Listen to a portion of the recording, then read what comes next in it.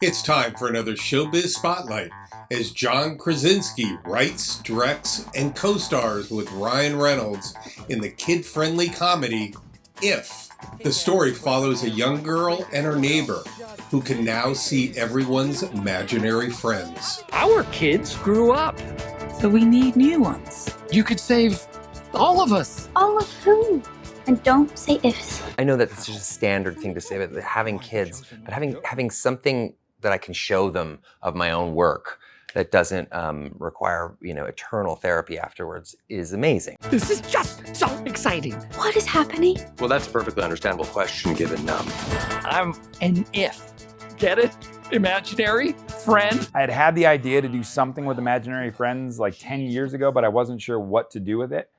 And I remember spending so many hours watching my daughters go into this magical world that, as parents were not invited into.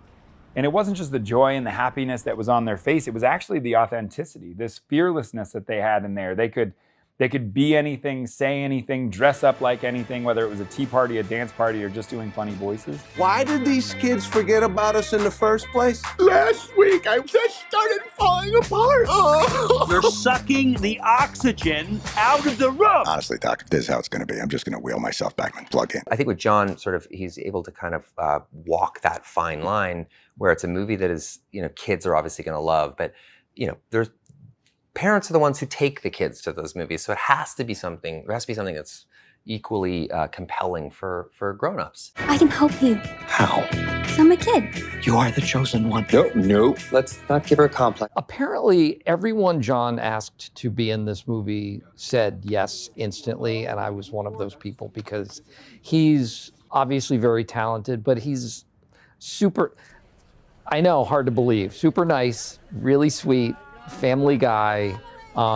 We go way back, obviously, and yeah, he's an incredibly good person, and I love the idea of this movie. Don't look him in the eye. Which one? You know damn well which one.